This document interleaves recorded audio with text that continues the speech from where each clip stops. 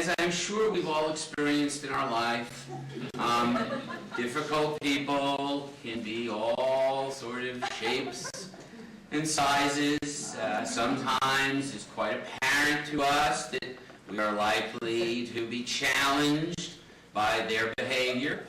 Sometimes not so much so. Sometimes we find that people are not necessarily reflecting in their nonverbals what may nevertheless be a want to just make our lives more challenging.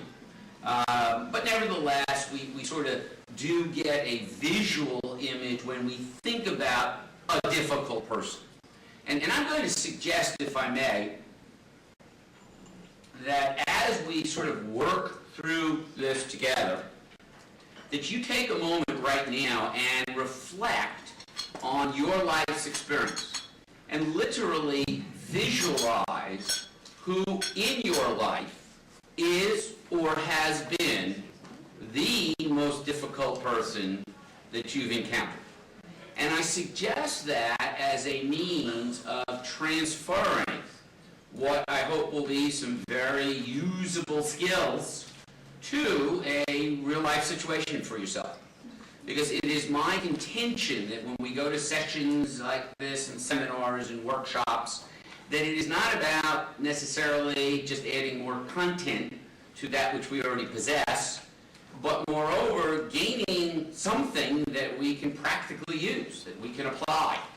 And in this context, I think the best way to kind of look at that is think about that person, whomever it may be, and ask yourself as we proceed, how could I perchance use this skill or that approach with that person, the intent obviously being to better the relationship.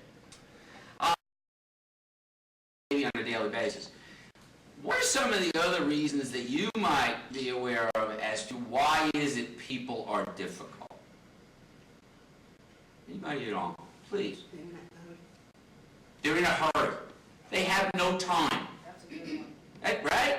Anytime people, in fact, thank you for that so much, and here's why. I was going on, I guess it's YouTube, and I was just looking for video examples. Obviously, I found pictures, but I was looking for video examples. There's a tape from one of the earliest Sesame Street shows where Kermit the Frog is the on-the-street reporter. And his question to people as they are going by is, why is it that we seem to not be able to communicate with each other? What's getting in the way? Why is it difficult? And each person, each character that runs by says, I have no time to talk to you. Which, of course, then, at the conclusion, makes him just go off like a rocket. Because what he realizes is it's all about everybody being in such a hurry. That's the problem. So, and unfortunately, the clip was just too long, and that's why I can't use it. But perfect example. So people being in a hurry, there's no time. What else? Please. Sometimes a person will have some other problem, some crisis in their life right then, and they go off on you just because they're so frustrated. What we call in the trade transference.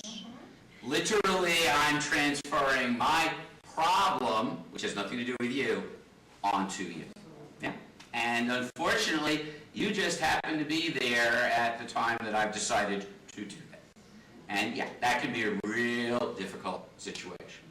I think I saw, yes, please. Unrealistic expectations. Yeah.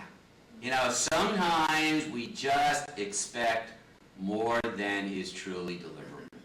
I will say that in part, and this is some of the data I've seen, we as sellers, so those of us that are thinking of ourselves when we're in that seller role, we're sometimes guilty of creating that by virtue of continually pushing the bar in saying, we're the best, we're the best, we're the best. Well, that's going to create a mindset on the buyer's end that says, well, I want even more.